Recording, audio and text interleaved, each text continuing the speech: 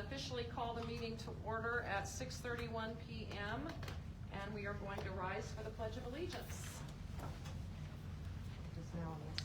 I know.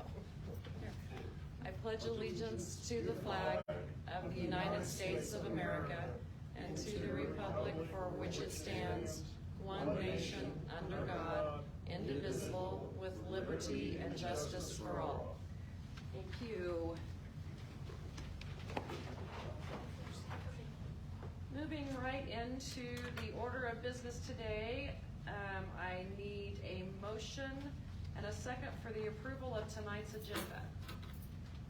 Motion, but a quick maybe correction on the agenda. Okay. So page 3, it looks like based on the reports that we received, the recommended action under 61 is actually denial. So the recommended action for 61 and 66 is switched according to the reports we received from. I don't know if it matters on the agenda or not, but if Yeah, it does. it does. It does. Okay, you're right. Good catch.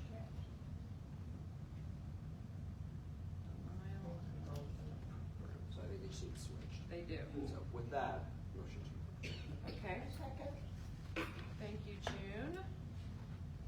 All those in favor of approving tonight's agenda with those corrections on the zoning cases that we'll be hearing on the recommended actions, respond by saying aye. Aye. Any opposed, same sign. Motion carries unanimously. Moving on to the approval of the minutes from our December 5th meeting. Can I get a motion and a second for the approval of the minutes?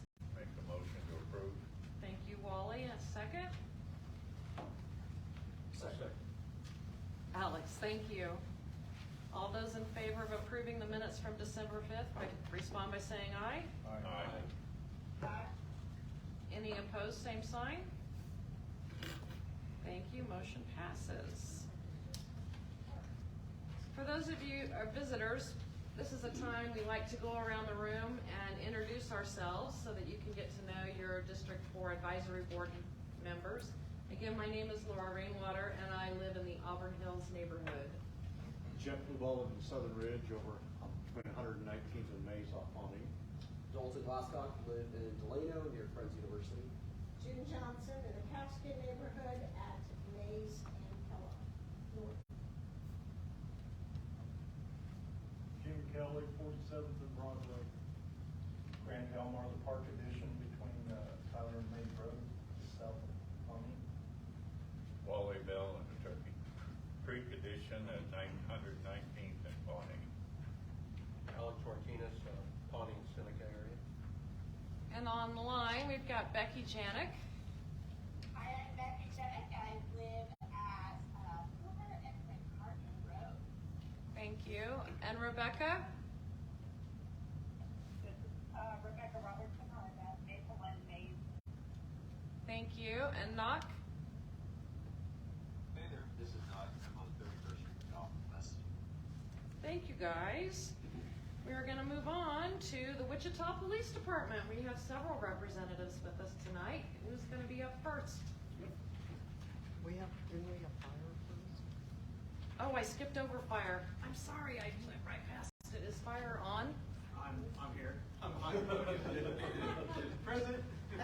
Do you want to go first or second? It doesn't matter. Maybe you're there. I'm sorry about that. You're good. I don't know how I skipped over that.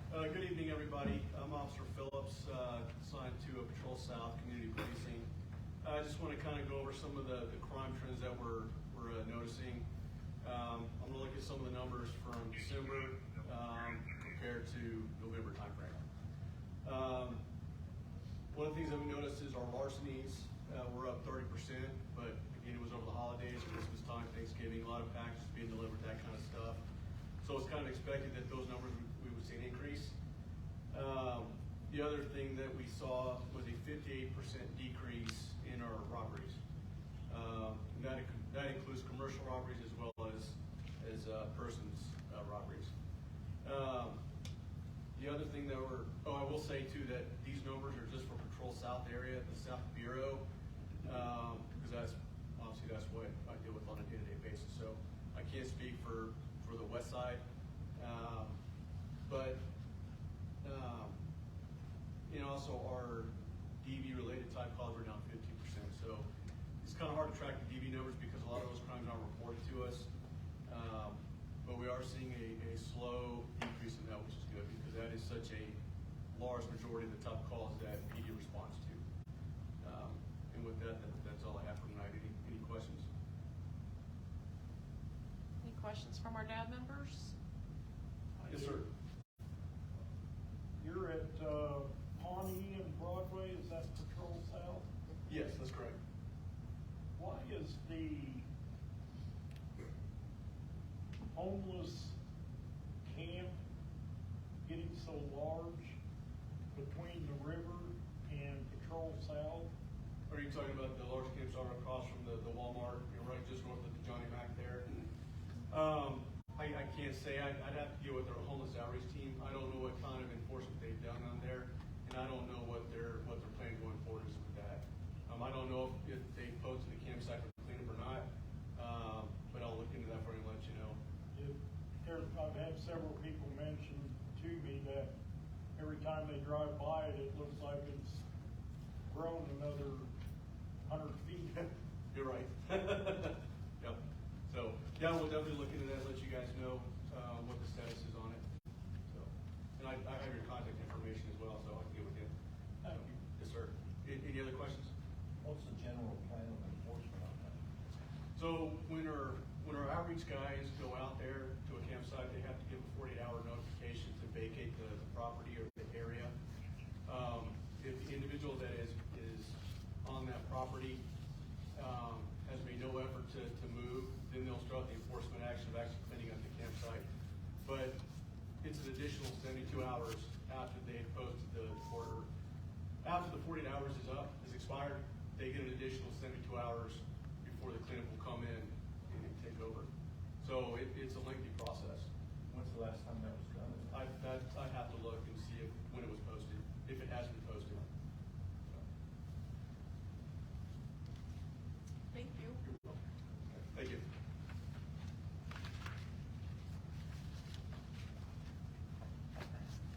Mr. West. Hello, everybody. I'm Officer West, representing Patrol West. The community police officer for 18B, which sounds like a lot of you guys live in that area. So, as far as 18B goes, we really haven't had a whole lot of stuff. I mean, we've had a couple of calls in the Pawnee Prairie Park area for motocross, or motorbike going through there. I did happen to see that individual the other day, and he wanted to play cat and mouse with me a little bit, and so I'm still looking to identify him, but I am working on that. Is that a red and white dirt bike? It is a red dirt bike. See him in there. Anyway, I will figure it out and have a little chat with him about that. But other than that, last year we had an open I guess project, if you will, for West Kellogg. Given that we came to the end of the year, we went ahead and closed that, but we will be reopening that again. So we'll be working on that and doing what we can to enforce that. The other thing I have is our Second Chance Thursday. We have that scheduled, and it's coming up for February the 2nd, and that will be from 9 a.m. to 5 p.m. And we'll be doing that again at the old library downtown on Main Street, due to the fact that it's centrally located and it allows people that does not have transportation to use city buses and stuff to get down to us and get home and stuff like that. So, anybody have any questions for me? That's really all I have. All right, thank you. Thank you. Thank you both very much for your service. Thank you, sir. Yes, on National Law Enforcement Day, we thank you all. Okay, we're gonna back up. Oh, we have one more, I'm sorry. Good to see you behind the podium. We all hide back. Yeah. I'm Sergeant Schuler. I'm with Allen Patrol South as well. Something just so you guys are aware of, I think Patrol South is making an effort to get our supervision out here in the communities and let you guys get to know us who are out here, running these shifts every day. So I work second shift on the Patrol South side. My days off are Thursday, Friday, Saturday, so the other days I'm always out here. Running with the patrol officers, so if you guys have any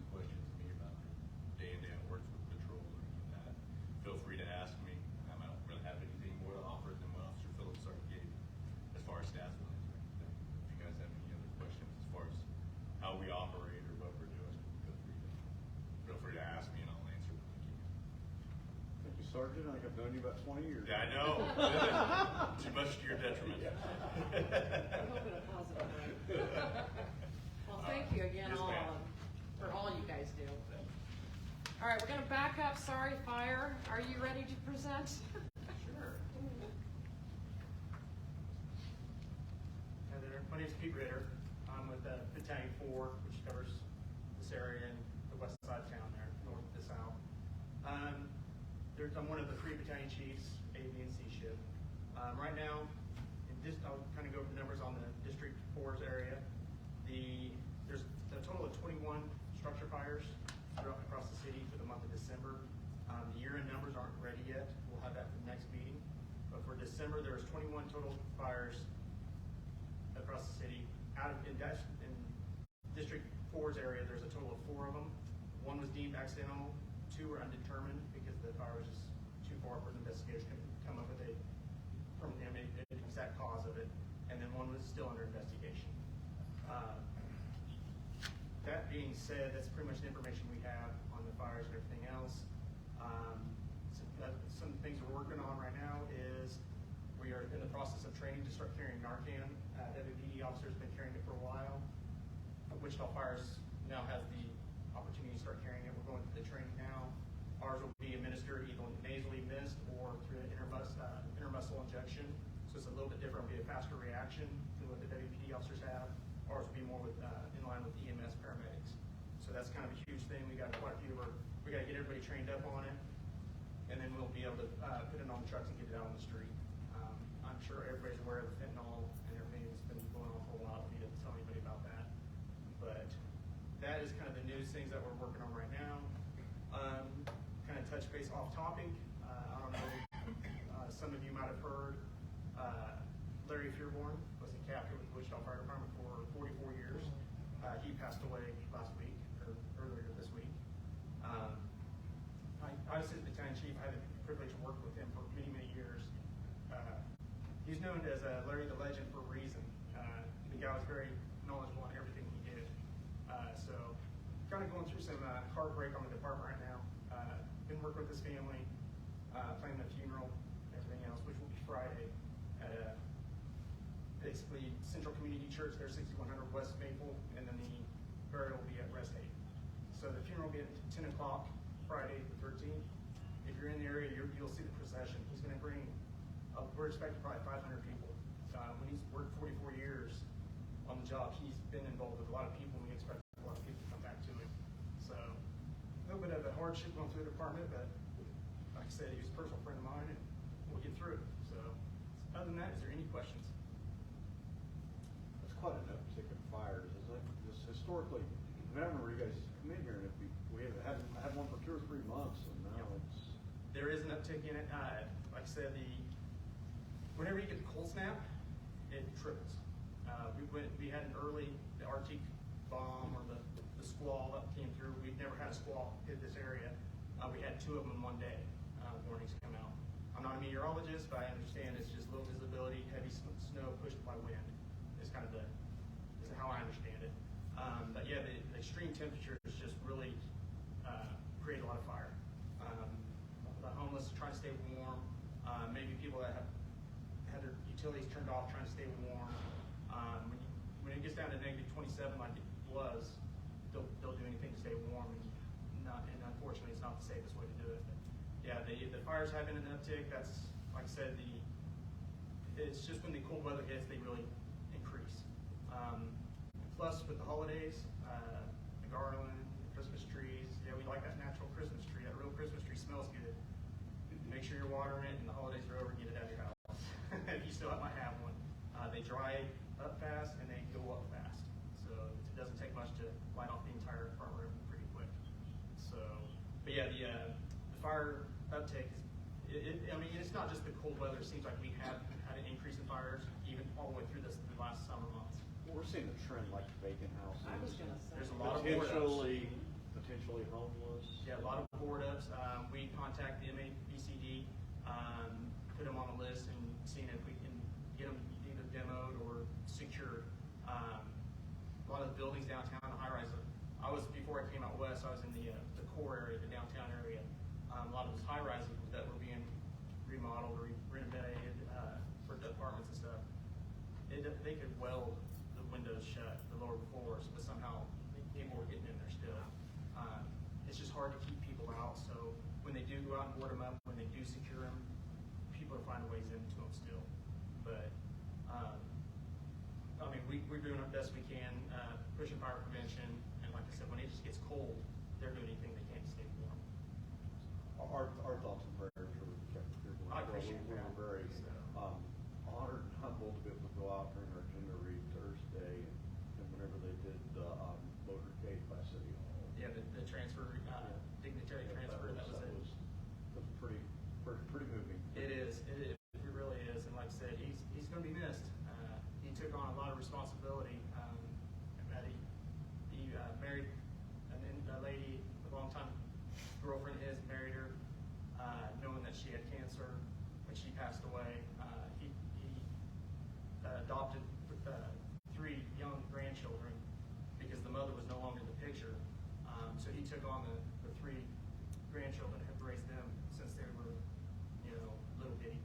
So, in a way, I mean, I just can't say enough about him. He couldn't retire because he was supporting so many people. So, 44 years on B shift, and today's B shift. So, he's just a good man. We're going to miss him. But, other than that, any questions? Thank you for your service. So we appreciate it. I appreciate it.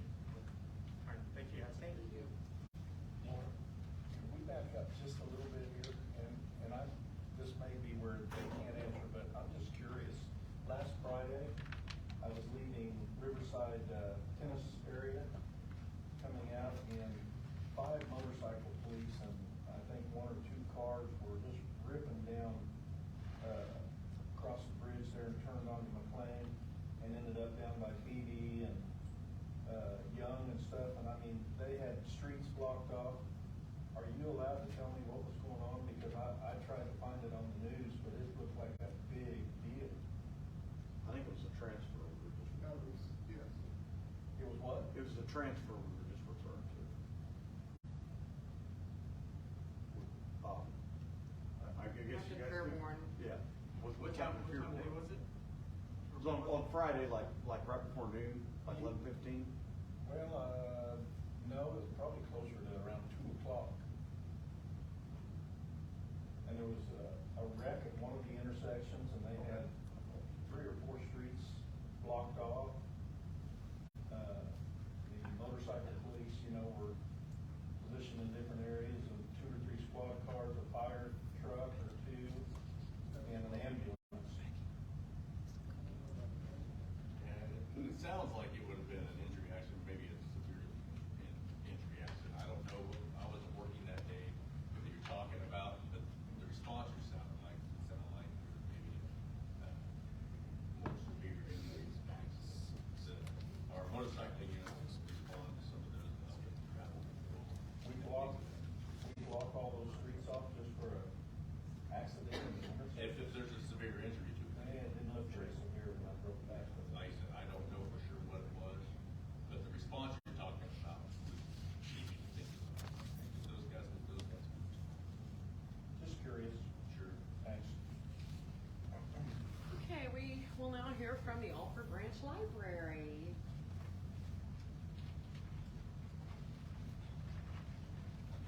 Hello, I'm Lena. I'm one of the librarians here at Alford. Our Alford attendance for December 2022 was 4,641 people. Our circulation was 5,249 items. So we have our Read ICT Challenge. The new categories were unveiled on January 1st. It encourages adults to step out of their reading comfort zones and read 12 books from 12 categories in 12 months. We have different categories every year. We have some bookmarks and some cool promo stuff if you guys go in the library. Some of the new categories are a book about a secret or closed society, a book with a color in the title, a book told from a villain's point of view, so kind of fun stuff that pushes people out of their comfort zones. And more information about this challenge is at wichitalibrary.org/readict. And then today, the Wichita Public Library launched LinkedIn Learning,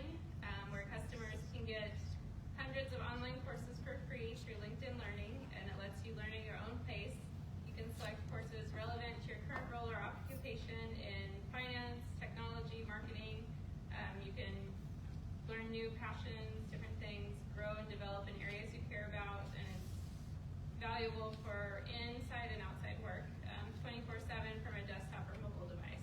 And I already got just myself like 2 phone calls for people that saw information about it and wanted to know more and get new library cards. So it's exciting. And then Tuesday, January 24th at the Advanced Learning Library, we're having our Tuesday topics, midterm election results and forecasts. Political science professor Dr. Russell Arden Fox will go over the results of the 2022 midterm election and explore what that'll mean for Kansas going into the upcoming year. And then the last thing, all Wichita Public Library locations will be closed next Monday, January 16th for Martin Luther King Jr. holiday. Any questions?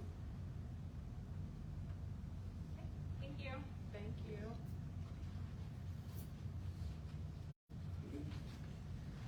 All right, for the public agenda, we had nobody submit any items for the public agenda. Is there anybody here that would like to present an off-agenda item that is unrelated to something already on the agenda? Seeing none and hearing none, we will move on to new business. And I would like to welcome Tabitha Lehman and Veronica Gillette. Good evening. I'm Tabitha. Hi, I'm Veronica Gillette. And I know quite a few of you, but I've lived in this actual neighborhood association here for going on 26 years now.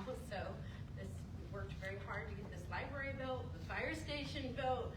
Yeah, this is all stuff that I love coming to because this is blood, sweat, and tears of many people right in this community that built this. So it's very exciting to be here. And I'll let you give a little bit of, if you want to. Yeah, absolutely. So I'm actually new to District 4. I've been here a little over 2 years and I'm really enjoying it. I grew up in District 6 in Midtown, born and raised, so I've been here my whole life, and I work with Wichita Public Schools the past 11 years now, and I just recently actually joined the advisory board that will be sharing information about you on, and I'm really thrilled to be here and be able to support you all and work together. Okay, so we are here today to represent the Diversity, Inclusion, and Civil Rights Advisory Board from the City of Wichita. And I was appointed by Councilman Blumenbaugh, and you were appointed by the mayor, Yes, correct? correct. Okay, so that's kind of our background and why we're here. So what we're here to present to you today is the fact that our board has been working actually for months to come up with a strategic plan. And our board is actually a little different than most of the advisory boards in the city or in the county, and that is that we are we are a proactive board. So we are tasked with looking at policies and procedures within the city of Wichita and making sure that those are up to date, that we are making sure that our community is properly represented. And so we just wanted to let you know so that you all are aware that we have, after months of work, we finally have a strategic plan, a recommended draft strategic plan that we will be presenting to the City Council actually on January 24th at 9:30 in the morning at a workshop. So we wanted to invite any of you to come if you wanted to be present for those discussions. And we just wanted to give you a brief background as to what we're doing and why. So the purpose of the the Diversity, Inclusion, and Civil Rights Advisory Board is to make recommendations to the mayor and city council on strategies to engage Wichita's diverse residents, businesses, and community leaders. I apologize, my allergies are not great today. So specifically, the board's function is as follows: to provide recommendations to the mayor and city council, to work with residents, staff, and elected officials to develop, update, and implement a strategic plan, which is what we're hoping to finish up here pretty soon, that guides the work of our board, and to promote the work of our board through collaborations, presentations, and other community outreach and initiatives, and to serve as a conduit for community engagement, education, and gathering input that will influence the development of the recommendations to the city of the mayor and the city council, and to establish a process to measure, track, and report progress on activities. So that is what we're doing. I just wanted to mention that our draft strategic plan is actually going to start with a focus inward, more on what's going on within the city government itself before we go outward. So we just wanted to make sure people understand that. So, does anyone have any questions? When you say inward, focused on staffing? Policies, procedures within the city. Okay. Part of it is doing a survey, we hope is doing a survey of current employees of the city. Finding, basically getting the temperature of what, if something needs addressed, if it does need addressed, what it is, and start that process. So, we are excited. We have a couple of new board members, one of which is Veronica. And I am excited to see that one of our new board members is actually our first board member who is specifically there to represent the ADA community. And that's very important because we didn't have that voice at the table. So I'm very excited to see that they've been added to the table so that we have that direct representation as well, because obviously there are members of the board who can fall into that category, but that wasn't their specific voice. So I'm very glad to see that representation added. Any other questions? Sorry, I'm not trying to take over. No worries. Is it mostly internally, or are we looking at externally? Right now, it's As kind of opposed to internal, and ordinances? then I think it will be, then begin partnering more external. But right now, the focus of our work has been more internal, just because it's a really big ask. And as you know, when we first started, we got kind of thrown a massive curveball with, we had one meeting, and then we had a non-discrimination ordinance we had to work on and work through that process. And so we didn't even have board members elected for months after that because we were so busy working on that. So we're still trying to get our feet under us to some extent. So the work of the strategic plan was to try and listen to members of the community. We had representatives of different city departments come and speak to our board so that we could learn and understand what the different departments did, and then try and bring all that together to create a plan that will help move our work forward in the future. Appreciate you both, sir. Yeah, our contact information obviously is online, wichita.gov under their diversity, inclusion, and civil rights advisory board. And I also have my card. So again, yeah, we're also here to kind of be able to get input from you guys. So just please keep us in mind if anything kind of you think would fall under this. Don't hesitate to reach out. We'd love to try to connect. Any board members have any questions? Any from online board members? I don't want to forget you guys. Just looking to see. Sounds like you guys have a really good focus. Dr. Crab? Yeah, I've been on Your plan. Are we able to turn her up? Can you turn Becky? The volume up? Oh, I hope everybody's patient. We have a brand new system. So we have a brand new, yes. Becky, can you repeat that and we'll listen? You're on max volume. Oh, I just wanted to commend them for the work that they're doing. I think I'm looking forward to hearing the Is strategic it plan, Bluetooth? and I like what they've outlined so far tonight. Well, thank you. It's coming through Becky's computer. Well, thank you, ladies, for joining Thank you us. so much. And I have copies of what I said if somebody needs those for the record, because I didn't see any copies provided. That would be great. Okay. Sure. Actually, it's not exactly what I said, because I never go Okay. by enough. Thank you both. Good to see you. I'm gonna stick around for the zoning stuff. It Okay. matters to me. All right, we are going to move on to our two zoning cases. Zoning case 2022-00061. Hi, good evening, everyone. I'm Christina Reed, Associate Planner with the Metropolitan Area Planning Department. I just wanted to take a moment. I apologize in advance. We actually have a different request for the zoning than the report that was submitted, and I do apologize for that. I did not send the updated report. The original report was a zoning request from SF5 to LC Limited Commercial District. Following the MAPC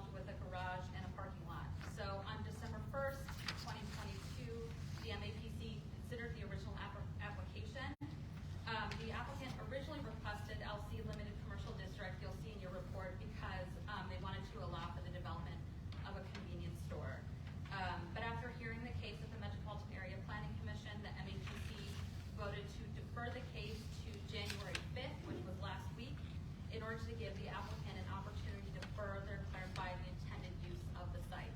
And the MAPC voted to approve the zoning change 10-3. So the applicant proposes to build multifamily homes with commercial retail on the first floor. The applicant has not submitted a site plan or parking, but the reason why we came up with neighborhood retail district is because that zoning allows multifamily housing, which is what they were initially proposing, along with a limited number of lower intensity commercial uses in an area primarily surrounded by single family residential dwellings. So some of the uses permitted by right in neighborhood retail include multifamily housing at 21.8 dwelling units per acre, restaurants without drive-throughs, personal care service, and general retail. However, a big reason that we chose this zoning change is because the height restrictions for SF5 single family and neighborhood retail are the same at 35 feet. So they can't build more than about 2 stories for this property. When they had limited commercial, it was allowed to go up to 80 feet, right? So because the subject site is located in residential zoning on all sides, the applicant must submit a landscape plan prior to the issuance of building permits, and a solid screening fence or wall will be required to separate the non-residential development from the abutting residential uses, and buffer trees must also be planted. So the character of the neighborhood, as you can see in the aerial here, is mostly residential. However, if you look just directly to the south of that area, within 1/4 mile of the subject site is LC Limited Commercial District zoning. Thus, commercial development is not new to the area. So what we're trying to create here is a buffer between the heavy commercial zoning and some of the single family residential zoning. So the requested zone change is not in conformance with the community investments plan's future growth concept map, because the map identifies the area as appropriate for residential uses. So the proposed use of multifamily homes is appropriate for that area, and the proposed retail may not be in conformance, but as I said earlier, within 1/4 mile south of the subject site, you see that LC Limited Commercial District zoning. The general development pattern in the community investments plan states that higher density residential uses and neighborhood serving retail and office uses should buffer lower density residential uses from major commercial and employment centers and industrial uses. So as I mentioned earlier, this would serve as sort of a buffer between the single family housing and the limited commercial zoning. The requested zone change is also in conformance with the Wichita Places for People plan's current conditions, because it's located within an area of opportunity. Rezoning this property as neighborhood retail would permit small-scale infill for redevelopment. However, it is not in conformance with the plan's development pattern, because the requested zone change is outside of what we call a neighborhood hub. It does not serve so much. I mean, it is a buffer, but as you can see, it skips over the multifamily housing a little bit. So in terms of the development pattern, it's in partial conformance there. So as I mentioned, we recommended approval for SF5's neighborhood retail district be approved. MAPC approved it 10-3, and we did receive one concerned citizens letter, and that should be available on the table there. And with that, I will stand for questions.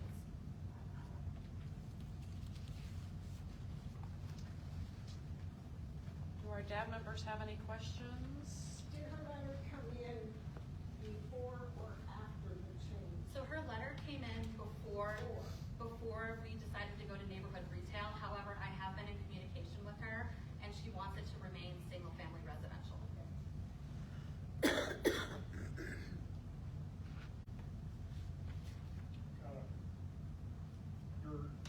Are they wanting to build basically a convenience store next door to somebody's house?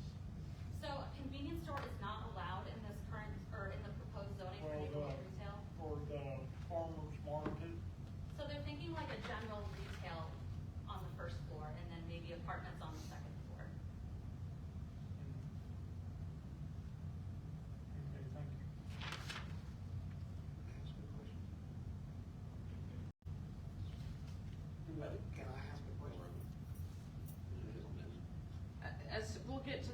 hang on just a sec. Are there any other questions from our board members online? So this protest that came in from Ms. Larkin, where exactly does she live in relation to the property? I believe she lives directly north of the property.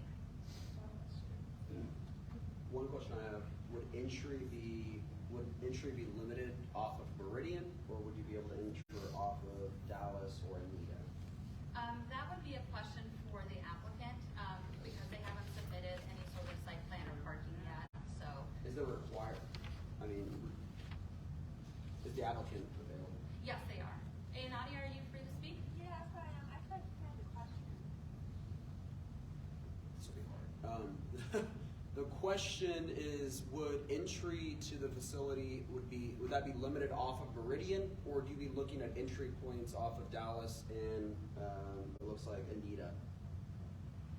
We actually do not have like a plan yet in terms of like a blueprint yet, and that is subject to approval from the Wichita Planning Department. Okay. Can you repeat the answer just to be sure we heard it correctly? She said they don't have a plan yet? Sorry. Is there a reason why this wasn't,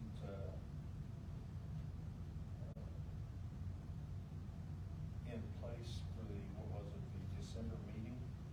Yeah, so I did present at the December meeting, and the recommendation was denial for limited commercial. However, after further discussion with the applicant during the meeting, she said she didn't exactly have a plan, and so we were like, well, we want you to, we know that you want multi-family housing, we know you want commercial, so why don't we introduce the most restrictive commercial zoning and go from there, and she was amenable to that. The complaint wasn't, Oh, the complaint, I'm sorry. she's the one that's got the complaint in here that it wasn't presented or wasn't in place at the December meeting, is what I'm understanding here. Am I reading that correctly? The person that had concerns, yes, she said it wasn't in place at the December meeting because the applicant came back at the January meeting, January 5th meeting, with the new changes that are listed. That's correct, That's understanding? correct. And she was okay with everything after that then? Well, she still wants it to remain single-family residential, so she's still opposed to the neighborhood retail district zoning. Well, to the council, my biggest concern in serving on this council and stuff for the time I've been on here is it just seems like we have these things that just all of a sudden come in and are kind of sprung on people, and I just have a concern. I don't want things to turn out, and I don't think we're gonna get there, but I've just seen examples of it kind of Congress coming in at the last hour and putting in a big deal that our representatives can't even have time to read because it gets rammed through, and I don't think the city wants to have that kind of an image I understand. with the public out Yeah.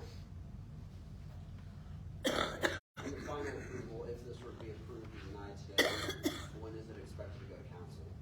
I don't have that exact date for you, but I can message you that date. Well, it probably wouldn't be next Tuesday. It would probably be next month. Okay. Yeah. Okay. Because the protest period started on Thursday, and then there's 2 weeks for protest, and then it goes to city council. Okay. And you have received, other than this one from 2509 West Dallas, the properties immediately adjacent to it, you have received no protest? That's correct. And it's been empty for a while. Yeah, so I don't know how long the garage there has been vacant, but the parcel just north of that, the smaller one there, has never been developed. That garage has been sitting there since the 60s. And then the other parcel has been this entire time zoned single family. No one's taken advantage of the single family. I guess not, yeah. Okay, any other questions from our board members? Looks like it could be a nice addition to the area there to get all that housing. Well, I am gonna open it up to the public. Is there anybody here from the public that would like to speak to this matter? Please come to the podium. And identify yourself. My name's Roger Russell. I live about 4 blocks that way. And I was just curious if, I guess it was answered, you don't know if there's going to be access off Marie to this property. Well, the site plan hasn't been developed yet, so, there is the alley they could use as well, because that is a platted alley. Oh, okay. Unless they choose to vacate it. Okay, that's what I was wondering about, was the plat, because I was wondering if it was access restricted. Okay, thank you. Thank you. Any others?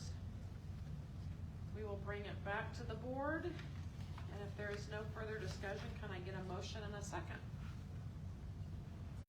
I think discussion-wise, and I'll use this, and if there's any other discussion points before I make the motion too.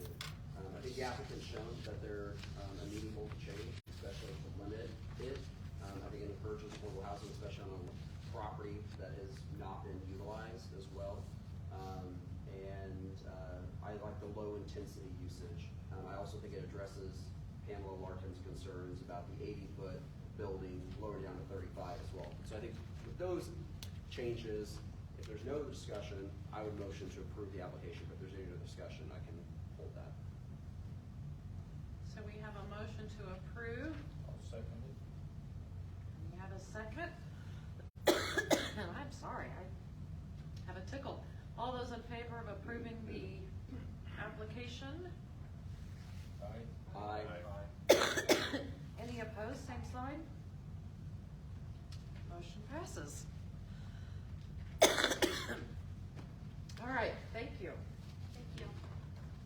We are going to move on to zoning case 2022-0006. Thank you, everyone. And this is a correct report. I verified it with the reports in the back. So, the current zoning of this particular property at 11924 West Taft Street is SF5, single-family residential district. And they're requesting NO, neighborhood office district, which is different from neighborhood retail district. And this is to allow for an insurance agency. And it's a house, yes, and they're converting the house into an insurance agency.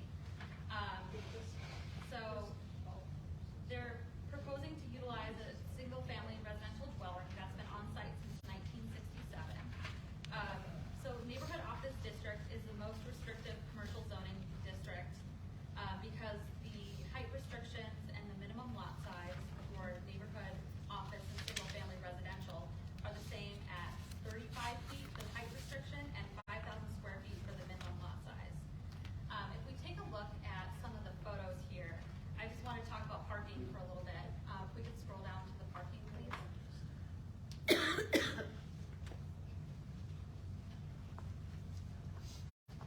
There we go. So there is a circular driveway in front of the house, and then on the south end of the property, or that's where the circular driveway is, and then there's a detached garage on the west end of the property with the driveway. So that may all satisfy the parking requirement, but they can also have that parking requirement reduced up to 25% with an administrative adjustment. I did have a phone call with a woman who is in the neighborhood, and she was concerned about parking. One thing to keep in mind is this is an insurance agency, so a lot of the hours are going to be between 9 to 5, not so much when people are coming and going from their work.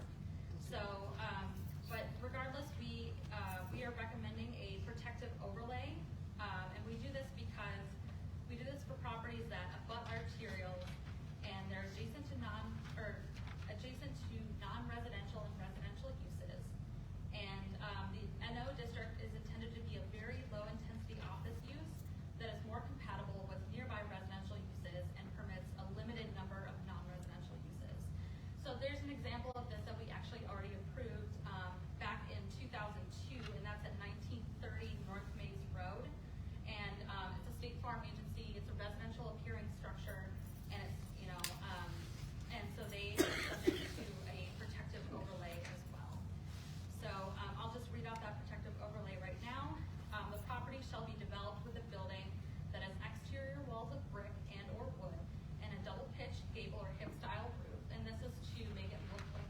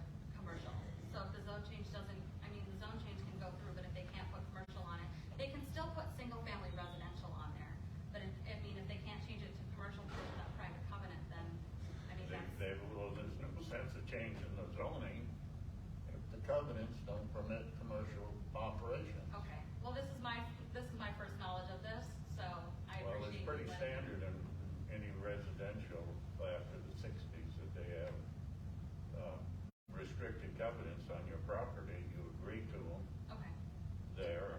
But I don't think restrictive covenants can dictate how the city does the zoning. Well, then why do we have all this stuff, Jeff? There's so many rules in Kansas that are downright ridiculous that anybody can use whatever rule they favors them. And the people who bought the houses expecting no commercial property are stuck with it. I think it ended up being one would end up being a private matter between, if they get the zoning approved, and then it's a private ordinance between the deed restriction on the property through the HOA or whatever it is. I don't see any reason why we need to change the zoning. I didn't look it up or anything. Did you look at the restricted covenants? Well, they're pretty standard. I've downloaded it, yeah. Because that's an old area in there, so I just didn't know if they. Well, I'm hearing what you say. I was gonna make our home a rental property, and our restricted covenants were changed, and the board came in out there and said, hey, you make your property a rental, we're gonna sue you, because we changed the covenants in here, you can't have it. Well, And you weren't grandfathered in? Huh? You weren't grandfathered in? but they can't change, but they can't I won't change, talk to you about that. they can't change the covenants without the property owner's approval. And if you didn't give your approval and you bought it under one covenant, they can't go and change that covenant after you bought the property without your approval. Has the property been sold, Yes, or does the family still own it? no, it's been sold. Okay, because I know they passed away, but maybe But, it's heirs. yeah, no, it's been sold, it was sold last month. Last month. An insurance company in there is definitely not a single-family residence. June, you had a question? Well, I was just gonna say, before all that came up, this may be irrelevant, that this golf course across the street, that park, has softball and the cars, even with the approved parking, cars line both sides of the street, and that's gonna affect the parking and whatever goes in there too. yes. Well, this is in terms of the driveway, the circular driveway, and then they have the detached garage in that driveway, so that's the off-street parking requirements for that particular property. So where can you in that? I have the magic question again here. Have the residents all had adequate? They've all been notified. Like I said, I've had one phone call from a concerned citizen. She's concerned about it turning into an insurance agency, but that was about it. Did you file a formal protest? No. Do we know if there's a deed restriction on the property? Because if there is a covenant or something, it should be on the deed restriction. I didn't look into that into my report, but I can definitely do that. We have a representative here, don't we? Or, yes. Maybe he can help us out with some of this. From the neighborhood? Well, I think he's the owner of the property. Yes. I think it's state park. Yes. Yes. Are there any questions for the applicant? I got one. Anybody talk to the neighbor Yes, sir. and they approved?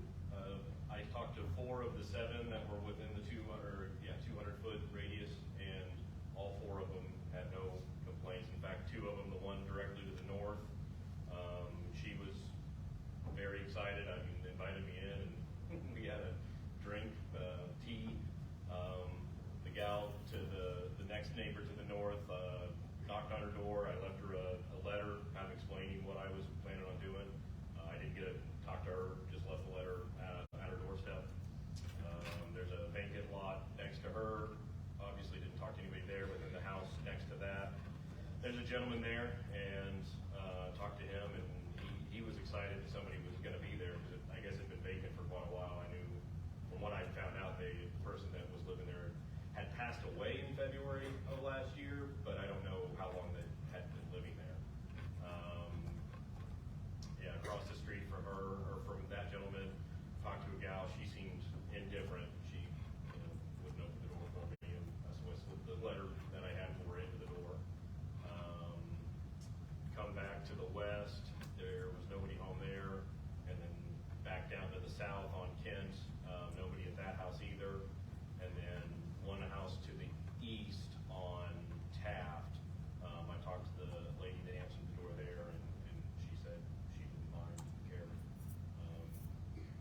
important part to me is, you know, they can say they've submitted letters and sent them all out, published it in the newspaper.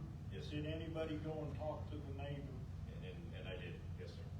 The ones that were available that when I did not go back and try to. And I can see we're in this day and age where everybody works from home and online and all that. And an insurance agent, I can't see, you know, high volume of traffic going in and out of the office. You know, if you got one car in the driveway, you're busy. Can I speak to that real quick? So if we can pull up the pictures, it does have an access off of 119th Street, and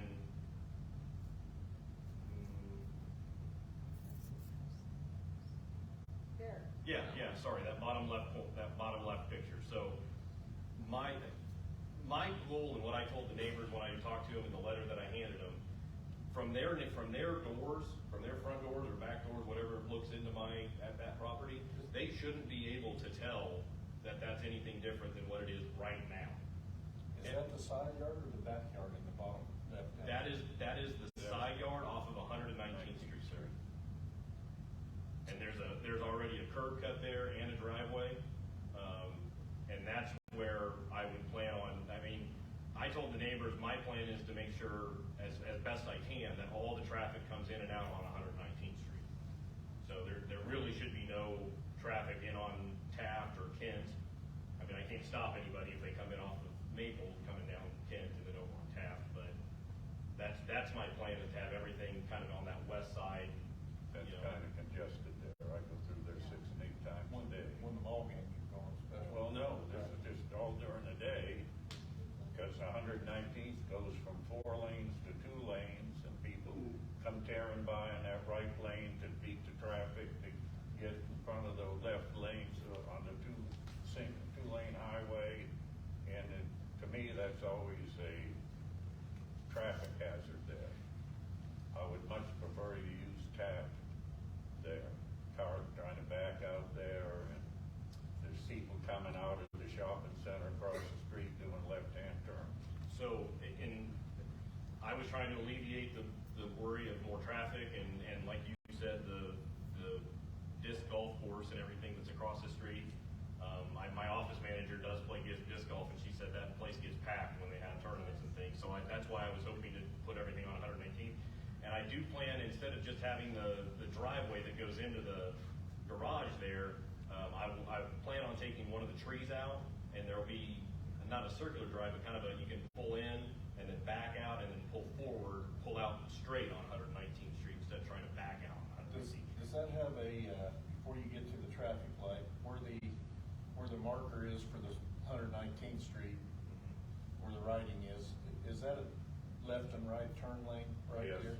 there's a left turn lane and a right turn lane. So that would help a little bit with traffic coming out onto 119th Street there too. Yeah, There's no right turn lane, there's just a left turn lane. No, there's a right turn lane too. To go to Maple? Yep, to Maple. It's Because a it right goes turn from 4 lane to 2 lane across. Yeah, When you because cross the street, there's a turn lane. Okay. Let's turn right. Any other questions for the applicant?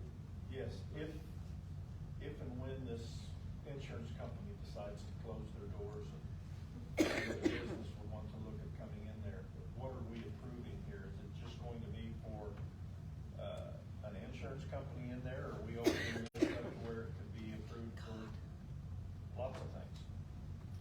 So the NO neighborhood office is the most restrictive commercial zoning, so it would be open up to other businesses. However, we do have the architectural protective overlay there to maintain, you know, the character of the neighborhood, and, I mean.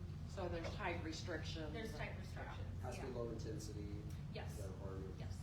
So, they could build something that's 2-story there, but it has to maintain that hip roof. The signs have to be no taller than 6 feet, et cetera, et cetera. Of all the vacant property around, why choose a residential neighborhood? Because my office is currently in 135th and Maple, so that was local and close, and everything else that's in the area, you know, even vacant land is hundreds of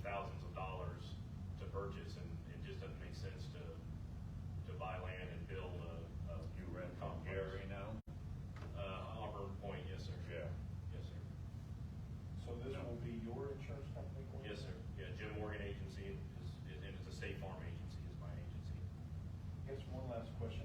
Have you had a chance to look at the restricted covenants and familiarize yourself with them? I have seen them, but I also know that there are other businesses in that neighborhood operating right now. They don't have any signs or anything to indicate they're a business. They don't, but they have trailers and trucks and all kinds of stuff going in and out of there all the time for a landscaping business is what I'm referring to. Yeah, I know who you're talking about. So, and like I said, I'm trying to be very conscious. I mean, not to be, coy, but, a good neighbor. Yeah. And that's why I'm trying to keep everything on the west side of that house, so It's a nobody. good spot to do it if you're going to do one in there somewhere, right? There's a spot to do it. Yeah, and this house is set up well for that west side. My front office can be in there, and then all my sales offices can be back in the house, but everything should come and go from that west side. And again, trying to make the parking lot, quote unquote parking lot, easy to turn around, so you're not having to try to back out onto 119th Street, because I'm familiar with how busy that intersection is. And you're planning on doing that parking area on the south side of the home there? The west side of the home, sir. On the west side? Yes, okay. sir. And my apologies for my coughing fit, but have there, and you may have said this, have there been any protests from any of the neighbors? I received one concerned phone call. She was, like I said, concerned, mostly opposed to the development, but I haven't heard anything since. Okay. And I don't know, sorry. You don't know who that is? No, I don't know who that was, but Mr. Kelly asked about if I had talked to the neighbors, and I did go and talk to the 7 neighbors that were within that 200-yard or 200-foot radius. Right. I was able to talk to 4 out of the 7, and nobody, 2 of them were very accommodating, very excited that there was gonna be somebody there, and then 2 of them were, indifferent. They said, yeah, they didn't care. And like I said, from any of the neighborhood to the north or the west or the east, there should be no sign that there's anything there but a single-family home. Any signage will be on the west side and my parking lot, and again, parking lot is a misnomer there, I think. Is this going to be insurance office only when you're there? Or are you gonna run your office and live there? No, I'm not gonna live there, sir. It'll just be my insurance office. Are you going to allow other businesses to come in there and office out of it? No, sir. Are you doing any refurbishing of the house out there? So the 2 bathrooms are the 2 bathrooms on the east side of that house are pretty dated, so we are gonna redo those. The exterior is what I was really. Oh, I mean, just cosmetic. No structural changes at all, just cosmetic. And there's already privacy fence on the east, the north, and the west side of the house. Okay. Okay. Is there anybody here from the public that would like to speak to this zoning case? Hearing none and seeing none. Any other discussion or questions for the applicant or staff? And again, I apologize for coughing fit. I don't know what got to me, but boy, it sure did. If not, I would take a motion and a second. I'll make a motion. Jim did. To, Accept. okay. Second. I have a motion and a second to approve the application. All those in favor say aye. Aye. Aye. Any opposed, same sign? No, aye. 7, 8, 9, 10, 10 to 9 to 1. There's 2 online. No, there's 3 online.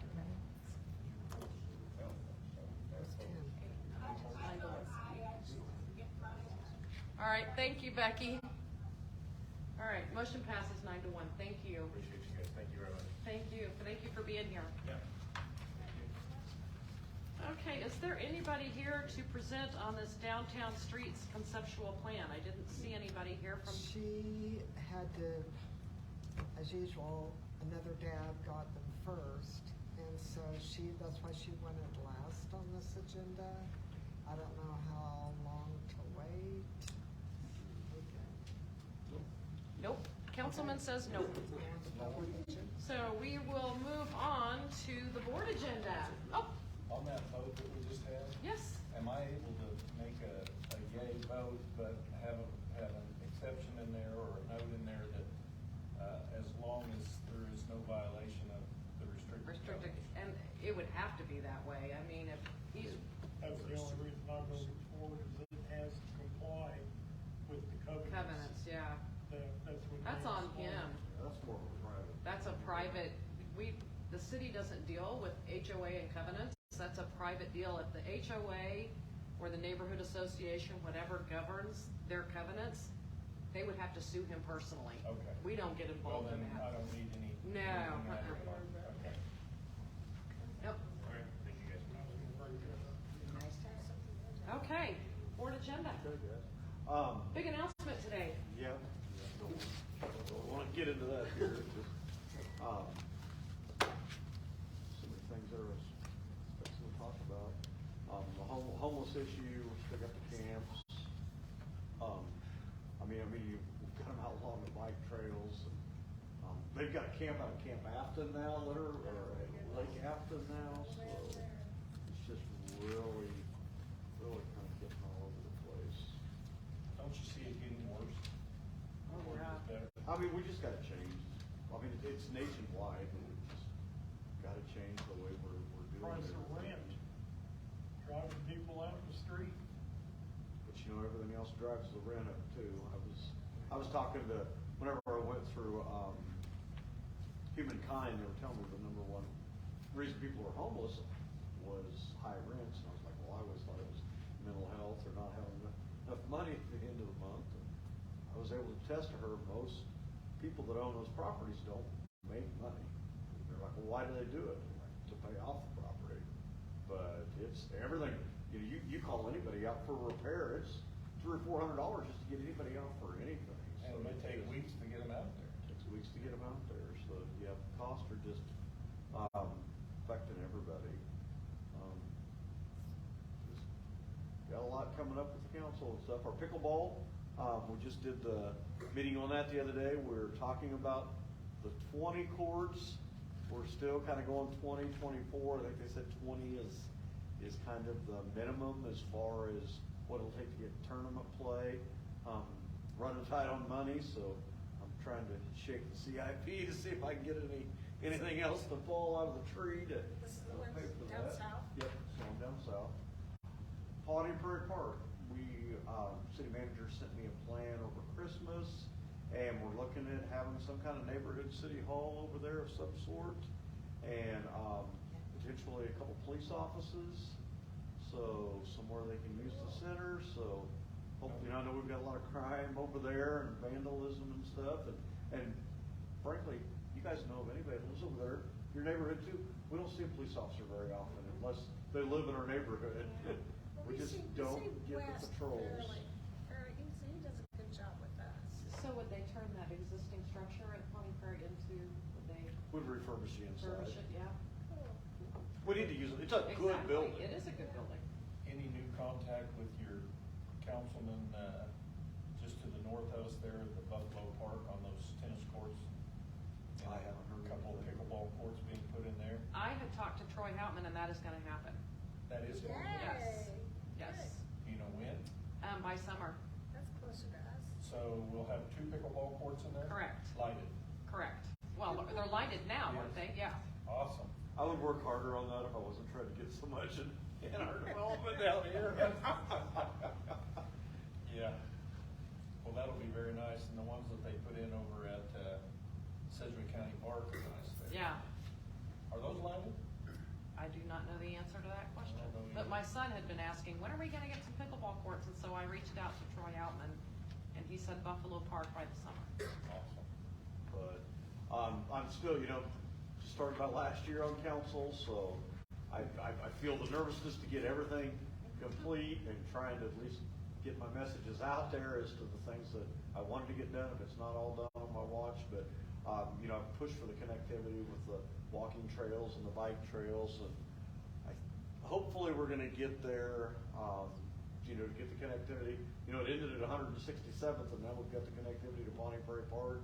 We should have it all laid out to be able to get us all the way to Delano to the ballpark, and then there's connectivity through the rest of the county. The pickleball deal, whenever we were in there, I asked about 4 times, we are gonna have to spend in 23, right? And it sounds like we are, looks like a nice little shelter, and, I mean, I'm pretty excited about it, so, not just bringing tournament play, but, whenever you guys wanna play, and I'm sure you guys will be excited about the tournament play as well, bringing in some new folks. Yeah, I don't get into the tournament stuff myself. Not yet. I gotta lose some weight to do that. I guess I could play with the old fat group, right? You're gonna be like Rocky, you're gonna be out there running in the park and getting all of the. I don't think so, not after that heart attack. Hey, I really liked something that I heard on 4 o'clock news today. Jeff Blubaugh is running for county commissioner and the possibility of mayor in the future. That's not my words, that's Channel 10's words. That's what they said? Yes, sir. Yeah, I didn't say anything about that. That's interesting they said that. Becky has a big announcement. Yeah. In February, Jeff is getting an award for outstanding elected official from the state park and recreation. Pickleball work. Yeah. I think it was a combination of our Pawnee Prairie Park stuff and everything else. As much as we went through the Pawnee Prairie Park, I don't hear anybody complaining anymore. I think people are pretty happy. Just walking in there this afternoon, and I noticed, we've just got to stay on that. You can't just neglect that park for 20 years and come back to it. People are kicking over the little, people don't realize we put those signs in there in case somebody has an issue, so a paramedic can find them, and they're knocking the signs down and stuff again. Our breakfast is next Saturday, right? 21st. Okay, 21st. A week from Yeah, a week from Saturday. Yeah. at Auburn Hills Clubhouse, Yep. correct? And we have, I'll send everybody here What breakfast is that? it's our district breakfast. It'll be from 8:30 to 9:30, and we've got our new chief of police coming out. It'll be out at Auburn Hills Clubhouse, and it'll be a free breakfast. On Saturday. 21st, Saturday the 21st. So I was asking Becky, I thought we might talk about the cow skin plans that they had in the paper. I hope I can find the article. He was just So that's where I was just interviewing with KWCH out there. So that's something I thought that before I got on the council, people were in my ear about it. And you guys know after the flood of '98, they did all the work to the cow skin. Everything just kind of backed up to the cow skin. Got kind of a unique situation there between 119th and 135th. I think it's the only place in Kansas I know where a creek goes from the south to the north. It makes that bend, other than the Great Bend and the Arkansas River. That's the only other place that I know that it does it. So that has created some problems, and not an issue with the drought right now, but it's way more than what the city can put into. So we're putting in $5 million. We're getting county to put in $5 million, and I think we're getting up to $40 million. We're asking for federal assistance. Congressman Estes has been real good working with me on this, and I'm going to keep being the squeaky wheel to see if we can get this resolved. So they're wanting to put in a couple of dams?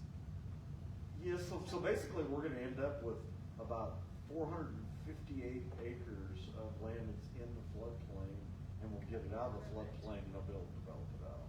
Okay, so where would did the newspaper article, I read it so quickly, was it clear? If I can find it, to write something up from the newsletter for my neighbors, because they're all gonna hear about this and immediately start freaking. Put a dams where? So Jeff, you're talking about kind of north of the electric power station there at 135th Street, and then on down toward the central area, all of that? Yeah, it's basically from Pawnee up to 13th, and then from 119th out to 167th, I believe. People don't realize how extensive that whole creek system is, because Kevin Hinkle at Stormwater, I talked to years ago and asked for a map of how far the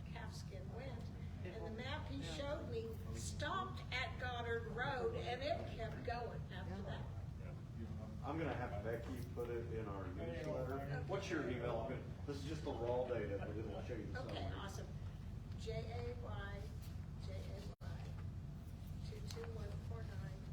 JAY22149@gmail.com. Y'all got all got that, you can. So Jeff, I guess I haven't been paying Becky has it, yes. too close of attention. What are they going to do in there with the creek? What's the plan? I think it's put a couple spillways in there and build it back up. It's a very extensive project. Is it going to still keep the same winding path that it's got, or are they I rerouting? think it does do a little bit of rerouting. Do you want me to have, Becky, I've just sent you everything, will Well, you send it out to Gary, everybody? is it the stuff that, Dawn sent you? Yeah, yeah. Okay, I just didn't have time this afternoon to go through that all, but. Yeah, I if you'll have- just forward it to everybody so that they can, it's Okay. pretty extensive.